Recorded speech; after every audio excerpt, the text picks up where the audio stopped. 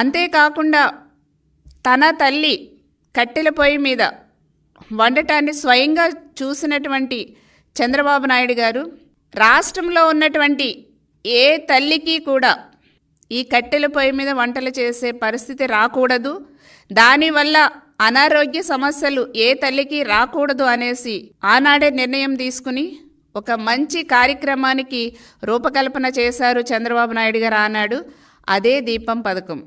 మహిళల యొక్క కళ్ళల్లో వెలుగును చూడటం కోసం, మహిళల యొక్క కళ్ళ వెంట, అంటే కట్టెల పొయ్యి మీద మనం వండుతున్నప్పుడు కళ్ళంట నీళ్ళు వస్తాయండి.